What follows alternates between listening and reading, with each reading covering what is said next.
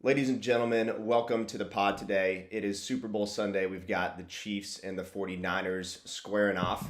We're joined by our guest, Chase Smith. How we doing? Doing good, man. Doing good. Welcome to the pod.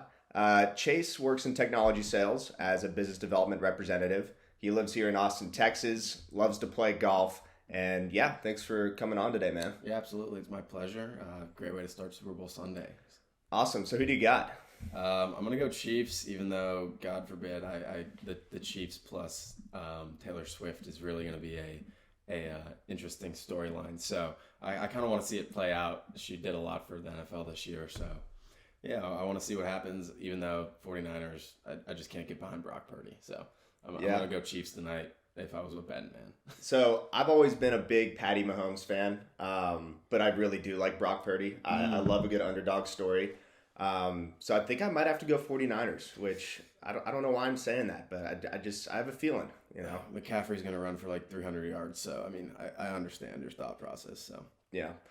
Cool, man. Well, before we really jump into the meat and potatoes of the podcast, something I like to ask guests every time they come on is one simple question. So if you could meet one influential person, whether they're alive or dead, who would it be and why? Recently been going through some family stuff. My grandma passed away about a year ago, just the other day. So I'm going to go ahead and throw you a curveball and say two. I want to meet her mother and father, Opie and Omi. I never got to spend too much time with them. I was really young when they passed. So been thinking about them a lot recently. They kind of, moved over from pretty much Nazi Germany, and they really set a tone for the family. So just been going through a lot of family stuff, so it's really, really interesting to think about them, and maybe would love to spend some time with them now. But pretty deep stuff. Yeah, holy moly! I didn't know we were going there already. It was a pretty deep thought question, so. That's awesome, dude. Well, I appreciate you giving us your answer. Rest in peace, and one day you'll be able to reunite with them. So Absolutely. That's great. Okay, so Chase, you've been out in the world in your career for about a year and a half now, maybe two. How long has it been? I think two. I lose track of time once you get out there. Yeah. Probably 2 years. I've been working for a company called 1E for about a year now. Before that, I did like 7-month stint somewhere else, and after college, I played baseball for a couple extra months. So, probably 2 years of real life now. Yeah. No, that's awesome, man. So, take us back pre-2022 when you got out of school. Where were you at? What were you doing? And really, how did you get to where you're at today? Absolutely. So, kind of where I'm at now, if you would have asked me 6-7 years ago, I would have said absolutely not. I had no idea I'd be a BDR in tech sales. So I touched a second ago. I spent 4 years at the University of Pittsburgh playing baseball, studied communications. Looking back at it, it was a lot of mass media, like learning about how technology has advanced. So while I was taking those courses, didn't really recognize what I was learning, but looking at it now, it was really influential to where I am.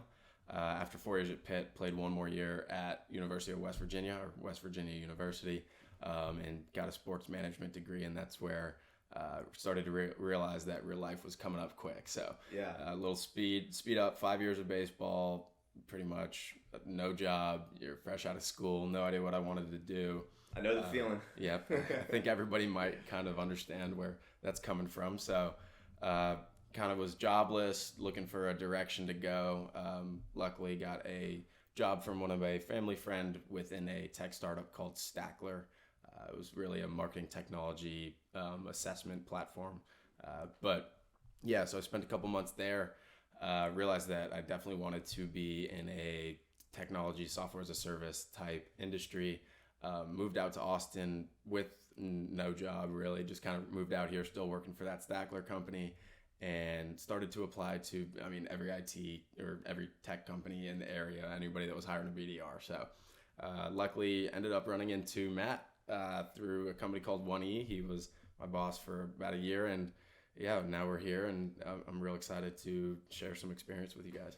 Yeah, and that's a lot to unpack there. I guess my first question for you, you were a baseball player, obviously, and I know Chase very well, like you mentioned. I was his manager at 1E for a while. But what did you play? You were a pitcher, yeah? Yeah, I was a pitcher, exclusively a reliever, back end, like last 2-3 inning kind of guy. But a really cool college experience. I through way more than I ever thought I was going into it. I was a tiny kid coming out of high school, so college playing at that level, it was pretty cool, and definitely didn't envision it for myself, but got put into some really good situations and took advantage of them. Nice, yeah. What was your ERA, your best year from an ERA perspective? I was second in the ACC one year. My sophomore year, I had a 2.72. Look at this guy. Over 60 innings as a reliever, so Dude. It was a pretty fun year, actually. Did you ever get to swing the stick, or were you just no? only God, no? My last at bat in high school, they gave me a pity at bat. I didn't hit for years. I got a pity at bat like on senior night, and I hit a ball literally on the track, almost hit a home run. I hadn't swung in probably 2 years. It was really funny. I had a lot of friends there. My teammates were freaking out. I was never a hitter. That sounds electric. That's awesome, man. Okay, so you worked for Stackler, which is, you said, a marketing development tool. Yeah, like marketing technology, like a stack. So pretty much what it was you would take an assessment and it would show where your gaps were within marketing technology. Say let's say you were using Twilio for emails or calls or whatever. Sure. And then you had a couple other technologies. You would fill it out and say your knowledge or how successful you were, how proficient you were within that tool, and then it would spit you out a grade upon where you were missing within whether it was like social media, like your communication side of things, your calls. There's probably like 7 different areas of MarTech is what we were assessing, and it would show you where your gaps were within it. So end game for it was to see how companies could leverage it and see how many employees they were using that didn't have necessarily the right knowledge for their tools that they were using. Pretty much optimizing what an enterprise level company was paying for and making sure their employees were proficient in those. Gotcha. Yeah. So really, I mean, what I'm gathering from that is their goal was to save money for companies who maybe were a bit overinvested in some of their tech stack. Absolutely. That's pretty much exactly what we were attempting to do, and it was early stages of it. Kind of need to check up on it now and see how they're doing. Yeah. It was a pretty interesting tech. It was definitely in young stages, so it was a whirlwind to have as a first job. Awesome, man. Yeah, appreciate that. So you did Stackler for what, 7 months, somewhere around there. Yeah, came to 1E early 2023. Yep. Walk me through what the interview process was like. I know we did things a little bit differently than what you might find in a traditional tech sales role. But tell us about the day that we had. Absolutely. So the way that 1E hired our BDR team that we worked with there originally was we used a company called Pareto. And pretty much what they did was found 30, I think it was 30 people, 35? I think we had 25. Or 25, so 25 people. They had them all, come to the office, and the 1E team in combination with the Pareto team kind of ran us through like what they call an assessment day. It was like 5 hours of kind of like, not icebreakers, but like team building, kind of seeing how you would work amongst the team. And then as well as like, I guess some cold call exercises, kind of just seeing where you lied, like how outgoing you were, where you were within your career and entry level stuff. So ran us through like 5 hours of pretty rigorous, events. And I always tell people, sorry to interrupt, I really enjoyed being on the other side, being a part of the hiring team. Yeah. Because I was just looking at everybody's face who was gunning for these business development jobs, and we only gave out 5. Yeah. Right. So 5 out of 25 candidates were basically the ones that we picked, and it was just fun being on the other side, watching you guys kind of squirm in your seats. And so I don't really know what to say. So from Matt's side, it was probably really cool to watch. It was like watching a circus, dude. It really was, and 25 of us were all gunning for these 5 spots, and you're trying to make yourself stand out through these. Like I don't even know what to call them, icebreakers, or what would you even say? We had team activities as well, basically like we'd put them into groups of like 4 to 5. And we'd give them a task, and we'd give them a scenario where it was like, let's say you all are all, I don't remember which one we did. I think it might have been where you're all stuck on a boat and the boat is sinking, and you can basically only save 3 members of the team out of the 5 who are on this imaginary boat, and the other 2 you have to throw overboard.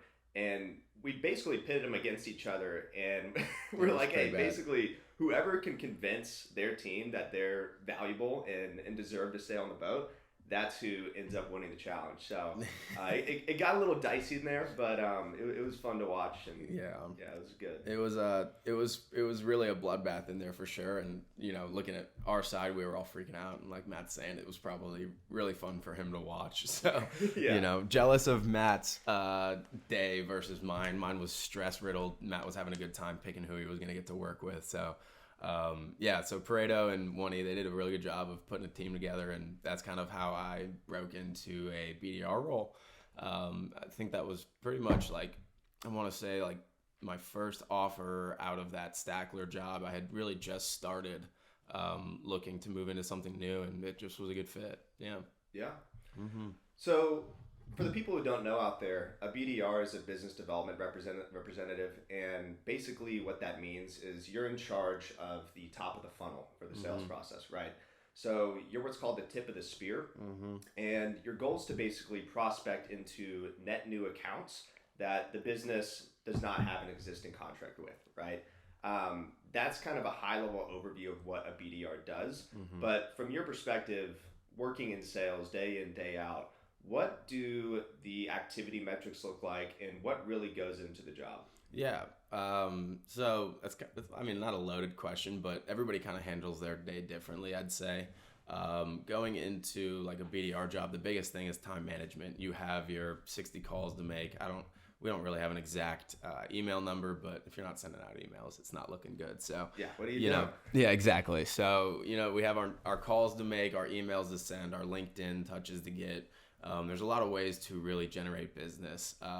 So going into my day, I really tried to start the morning with aligning what I want to accomplish for that day, followed by a lot of emails in the early part of the day so I can follow up with them on the phone later that day.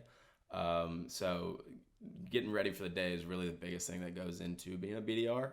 If you go in, just kind of looking to rip phone calls and send one-off emails, it's not really going to point you in the right direction. You got to have a plan of attack, especially for what One-E sells into. It's a pretty large enterprise software. So if you're just sending emails and calling people with no intent, it really starts to become not fun. You're not really going to break in anywhere. So spending the time in the morning, getting lined up for your day, finding the people you want to talk to, doing a little bit of research, and really making sure that your effort is, or your touches are quality versus just touching your numbers.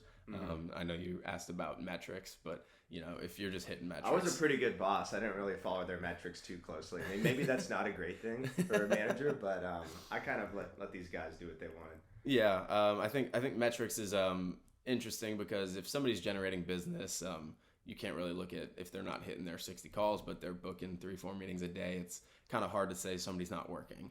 Yeah. So I think the biggest thing is making sure that you are doing everything you can to generate business, and part of that does include hitting your metrics for the most part. So if you're generating business for the most part, you're hitting your number. I would say that's really the kicker as a BDR. 100%. Yeah. So let's take it back a little bit, right? So like you have your activities, so you're going to be, making your phone calls to prospects, sending them emails, connect with them via LinkedIn, right? How do you go about selecting an account before you reach out, and what does that prospecting motion look like for you? Yeah, absolutely. So I know you said being a BDR is a lot of like net new business, but One-E's been around since I think the early or late 90s. So 97. 97. So we have a Shout lot of out my 97 babies out there. 99 over here, but whatever. Yeah. So we have a ton of people that we have worked with in the past. So really going into accounts and seeing where we could add value. You don't want to just reach out to a big account because it looks like they could benefit from your software. A lot of the times in sales, it's about relationships, about whether you know somebody, getting the right into a business. So prospecting into an account for me really want to make sure that if we have maybe even just had a conversation with them in the past, it's really beneficial for them to know actually what we do is a big thing. So really finding an account that's interested in what we do, which is digital employee experience. If you're just calling into an enterprise and being like, hey, do you want this software? They're going to be, kick rocks. You can't call somebody with no intent. So prospecting into an account that would value from your software, maybe knows who you are, knows what you do, would be able to understand what you guys do is something very influential when you're going to find your first, account of the day. Yeah, 100%. And obviously, speaking with prospects all day long, not every conversation you have is going to be a nice one, per se. Absolutely. How do you handle the negatives that come with being a BDR, right? So let's say getting shut down on the phone, right? Yeah. Or getting hung up on, right? Yeah. That can take an effect on your mental and can really have a toll on you. And how do you not let that affect you? Yeah. So for me, I love the phone, constantly on it. Dealing with the rejection. This is why I love Chase. He always was hitting the phone. He's never had to get after him. Yeah, no problem getting on the phone. The biggest thing with rejection is that, reaching out to people that don't know you, people aren't going to be receptive to a call necessarily every time.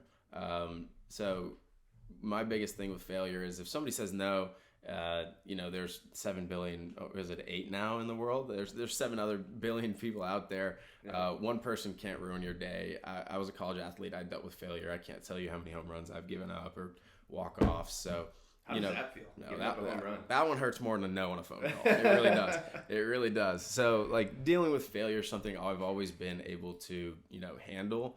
But you always got to look at the bright side of there's another phone call to make, there's another email to send, there's another conversation to be had. Just because one person at a company tells you no doesn't mean that company is, going to be out for good. I've had many times where I've heard no from one person and then set a meeting with somebody else at that same company. So having a positive outlook, not getting your feelings hurt, like they don't care about your feelings. You don't need to care about theirs. Yeah. And if their opinion on you doesn't matter, it's like you gotta value yourself and be like, I value me and I value what I sell. If you didn't see the value in it, that's totally okay. And I'm going to move on to the next person.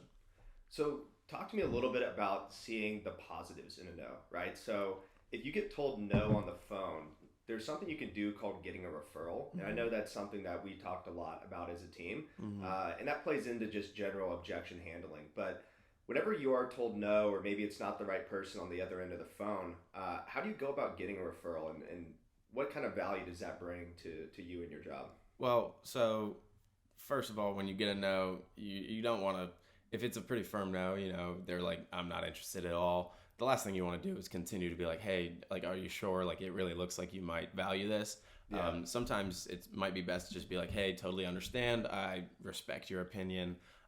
Is there anybody that you have worked with in the past or you might know at your company that would be, better tailored or a better fit for this conversation?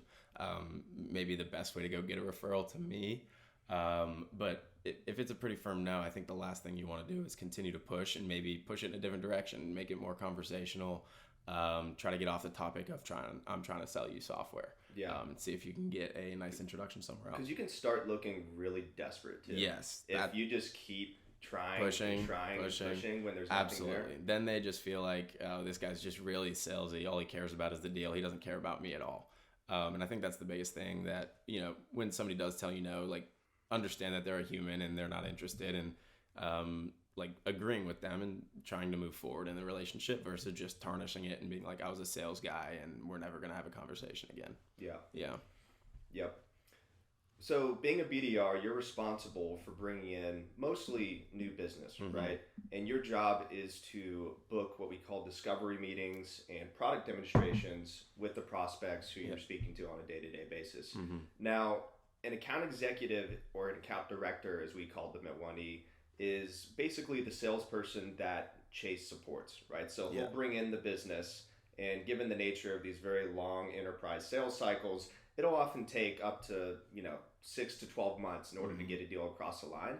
And that's not exactly Chase's territory at that point. That's the job for his account executive or account director. So tell me a little bit about how you work with your account executives and what that relationship looks like. Yeah. So I currently have 3 account executives at 1E that I support, spread across the entire southern part of the United States. So for me, a lot of my relationship with my account directors really leans on syncing up with them at the beginning of the week, syncing up with them at the end of the week, sharing any wins, losses that I might have had, making sure that the people that I'm reaching out to align with who he wants to sell to, because that really is what matters. Is he is going to be the person, nurturing these relationships and pushing them forward. So really making sure that I'm reaching out to people that he would be open to speaking with, interested in selling to, and just really keeping an open line of conversation with those people. They aren't necessarily your boss, but that's your coworker and your direct support.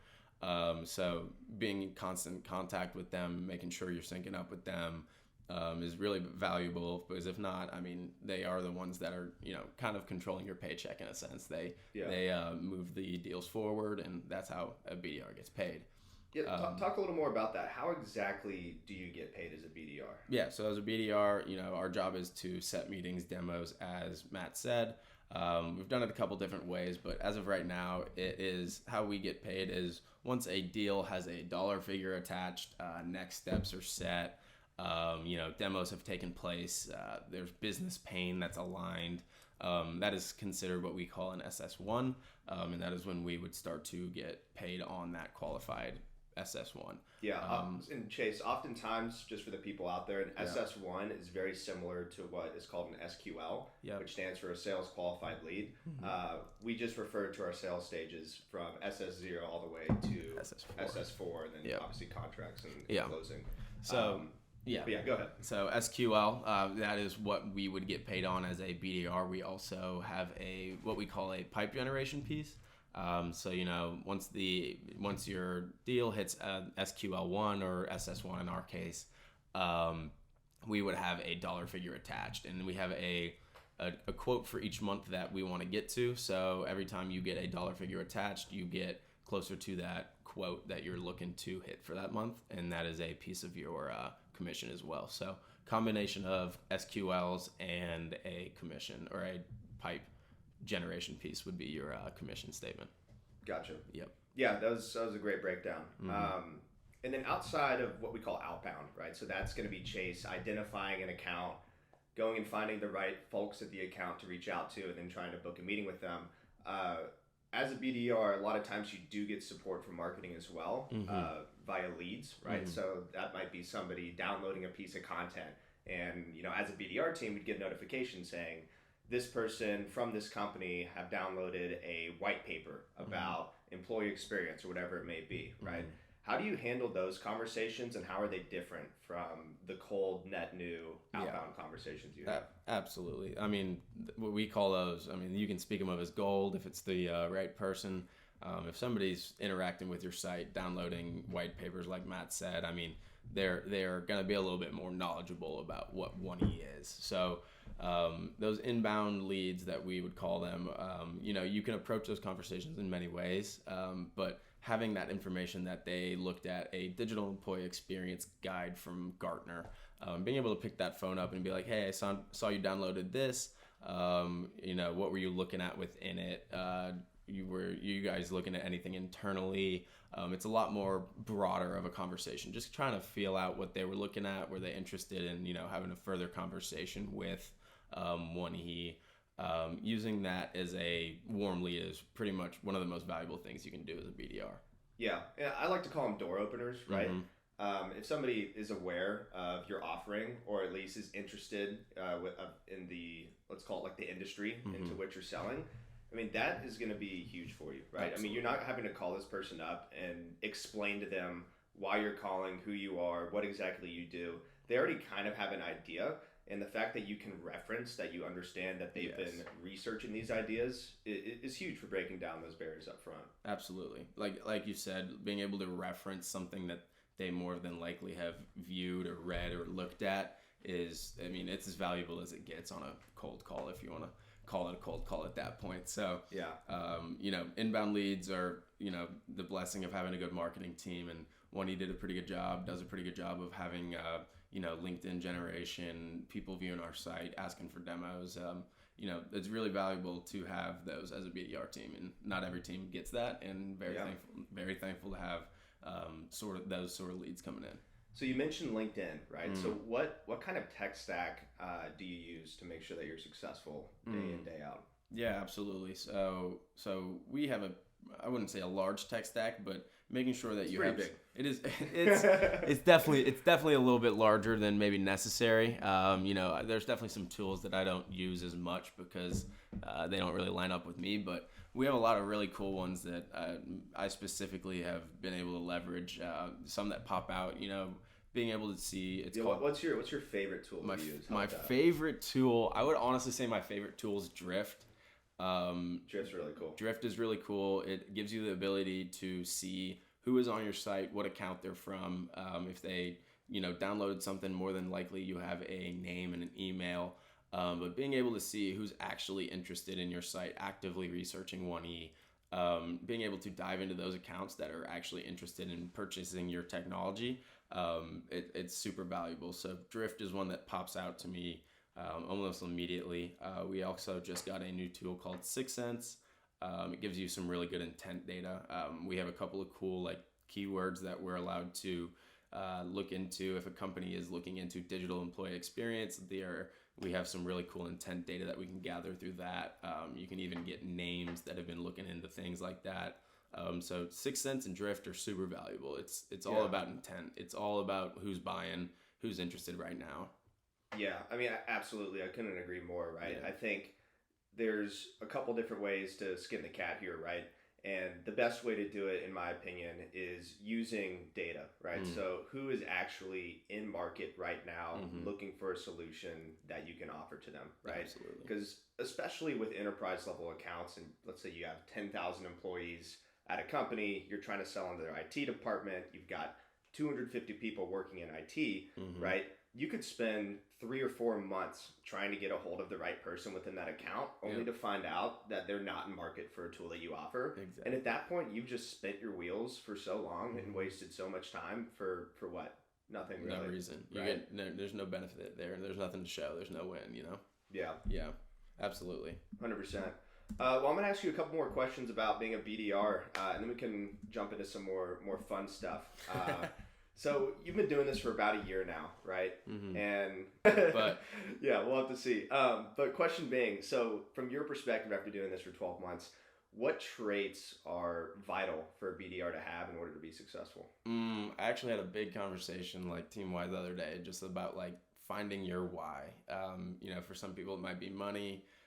That's a big kicker in sales. It tends to be the biggest one. Yeah. But waking up every day, finding your why, finding your drive is a really, really important thing in this job. If you're not excited to go get on the phone and get told no, you will not be successful.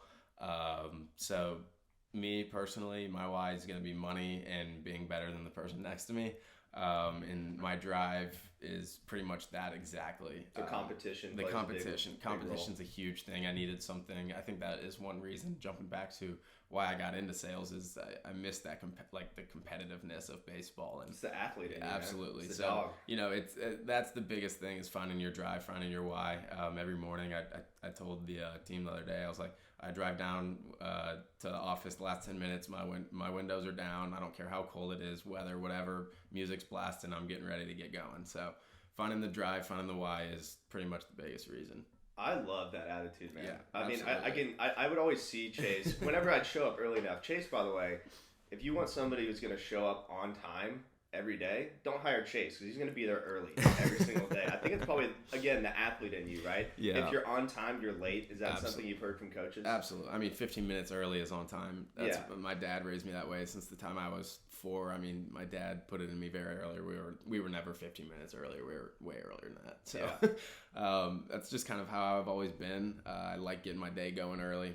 It's just the best way to. There's nothing better than being up before everybody else. There really isn't.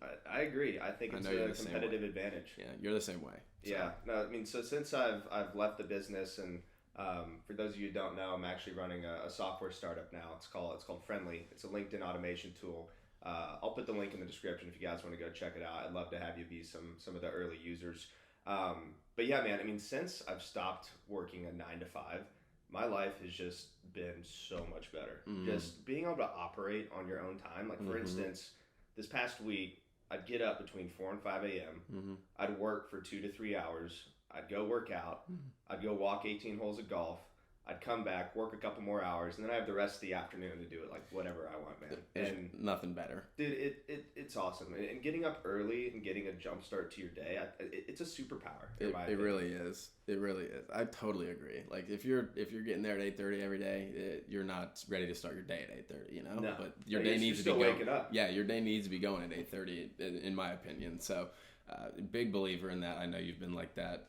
Really respect that because getting up early is just going to be the biggest benefit to your career, especially in sales. Getting ready for your day. Yeah. And you know what the problem is? People who say I can't wake up early. I'm not a morning person.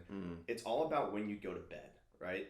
The human body needs a certain level of sleep. It depends on really who you are, right? So like for me, I need to get 7.5 hours of sleep. If I can get that every night, and this is outside of circumstances like if I had a couple beers, right? That's going to affect my sleep, right? But on the weekdays, day in, day out, if I can get my 7.5 hours, I don't care if it's 2 a.m. when I wake up or if it's 10 a.m. I'm going to feel the same way. And it's just making that shift, I think, in your mentality, and getting to bed early. I mean, what really, like, what good happens after about, like, 9 p.m.? Like, you're just sitting there watching Netflix, more than likely, right? Yeah. So, that's my take on getting up early. But I love that Chase. Every time I'd show up early some days, and he'd already be in the office. He had been there for 30 minutes, right? And that's something that I have a tremendous level of respect for you for. I appreciate that. It's going to pay off in the long run. So I hope so. I hope so. But I think those are great points, especially about the sleep. The sleep's huge. So, yeah. Cool. Well, I think that pretty much wraps up the portion about business development. So I saw something interesting the other day, and it was about these AI sales reps. Have you heard of them? I have. I've seen a couple of things here and there. What are your thoughts on the whole AI sales rep replacing you as a BDR? Yeah, so I've seen a couple. I think right when I started, I remember having a conversation with one of my coworkers and being like, "You see this stuff coming out?" And I think there's some value in it. I think there's some real value in AI, like to elevate business, but especially in sales, there's just no way to replicate a face-to-face interaction. I mean, AI can send your emails. It could probably send pretty dang good ones. Don't get me wrong. Yeah. If you have the right AI, that is. If you have the right AI, some of that stuff's trash. I agree. You really got to use the right AI, but there's no way that an AI will ever be able to pick the phone up and replicate hey, how you doing? What I catch you in the middle of? Do you have a quick second to chat? It's just. I mean, maybe in 100 years, maybe. Who knows? I don't know if I'd give it 100. 100 years ago. I mean, they're gonna build themselves. We didn't have microwaves 100 years ago. Yeah. So I want to see. I want to see where it goes. I know right now that my job, I don't feel threatened by an AI coming in and taking me out just because. Attaboy. Yeah, just because I really think it's a really hard ask of a computer to make phone calls. I need to do a little bit more research because AI is taking off. It's everywhere. Every business is putting it on their roadmap, that sort of thing. But I have a hard time thinking that AI will be the BDR org at one day, unless it's the best email campaign ever created. Yeah, I pretty much agree. I think where I see AI playing a big part is being a tool in a BDR's toolkit. Right? Absolutely. So like you mentioned, helping with personalization, writing emails, even using AI for more like data-backed decision making as a rep. I think that's something that's coming down the pipeline here in the next few years. Gone are the days of just buying a prospect list and making $150 a day. Yeah. You really need to know what you're talking about, who you're speaking to, and what's important to the business when you reach out to someone in 2024. Totally agree. I don't think the AI will ever. It'll be able to use some data, but it's just the human aspect will never be replaced by a computer. It's just. When I speak to a chatbot online, I'm like, yeah, you're a chatbot. You're not real. Exactly. I need to talk to an AI. Let's see. Maybe if you're fake. Yeah. Maybe if you can have a conversation with me, maybe I need to try one on a phone, see what happens. But I haven't seen it yet. And once I do, I definitely will. So I had an idea the other day, and I posted about this on LinkedIn. So they have these AI sellers that will try and replicate a sales call, right? Okay. They don't sound normal. You can tell there's something off with them. But what I was thinking about is, what if you created a power dialer that could parallel dial? So let's say you dial 5 prospects at one time, And as soon as one of those lines is picked up, the AI would answer it for you for the first 20 to 30 seconds to get your intro out. And you'd have to, as an individual rep, train that AI for, I don't know how long, let's call it 30 minutes to an hour, right? So it can master your tone and understand how you like to introduce yourself on the phone and things of that nature. But then as soon as that 20 seconds is up, it's got to be you. Yeah, you would take over. I'm sure there's products out there similar, but at least personally, I haven't seen one that takes that approach yet. Yeah, to be honest with you, it kind of really spiked my interest.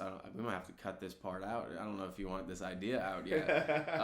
That's pretty interesting. I know. Hey, if one of you guys wants to take that idea and run with it, 10%. Go do it. Yeah, 10%. Yeah, 10%. You got to pay some royalties. That's a really, I really do. I could see some real value in that coming into a BDR's tech stack. I really could. I know that like the multi-dialer has been used in the past, and I know it's a little crazy to hop into a cold call that you have no idea who it is, but I think the AI aspect would actually be pretty interesting there. Well, the thing is that 20 to 30 second intro, listen. That's where you as a rep are going to be reading up on your notes for that 20 to 30 seconds. So when you take over that phone, you know exactly what you're going to say. Yeah, right? That's pretty interesting, Matt. I'm not going to lie. I like that. Okay. Cool. Okay. So Chase, where do you see your career taking you? Obviously, you've been in this BDR thing for almost a year now. I bet you're itching to kind of take that next step at some point. What does that next step look like for Chase Smith? Next step, you want to be an ICIS. Like you want to be. What is it? Can you tell the people what IC is? An individual contributor or individual seller. Same thing. But moving into that account executive, account director role is, where I want to be. I want to be that customer facing guy that's making these relationships and nurturing throughout a sales process. That's where I really want to take my jump. I have a lot of things that I need to work on before I go there, and making sure that when I do make that jump, I'm in the right situation to be successful. Yeah. I think that's the biggest thing, is making sure that I'm ready to do something like that. As bad as I want to get out the BDR org and off the 60 dials a day and maybe more like 10 dials a day and managing your book of business, I definitely need to master my craft a little bit more before making that jump, because it is a jump learning how to handle entire sales cycles. So yeah, especially given the nature of the enterprise deals that you're supporting. Absolutely. That's a huge jump. But my opinion on the matter, and I know Chase very well, we've been friends for a while, and obviously he worked for me for a bit, is you're never going to be ready. Yeah. And when the opportunity presents itself, you better take it. Absolutely. 100%. Pretty much waiting for the right op, Yeah. Yeah.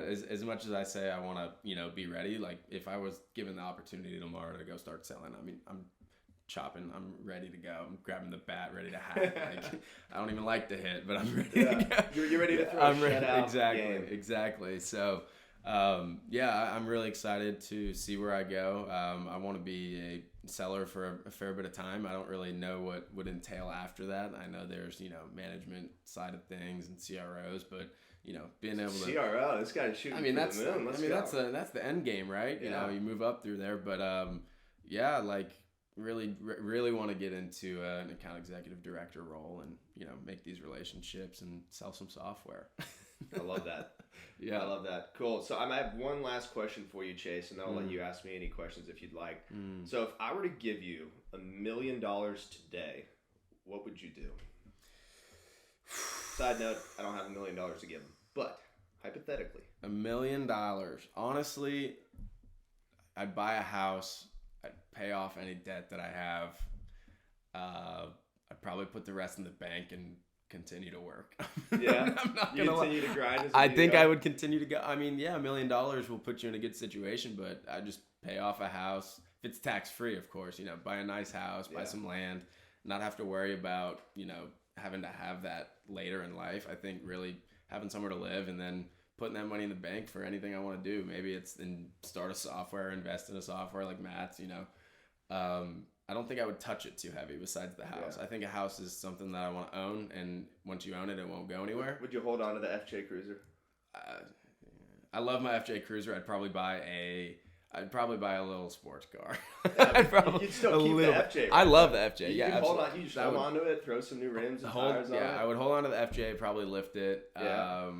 But I would, if I'd probably buy a sports car too. Yeah. I'm a really big car guy. So I think that one snuck by me. House and a car.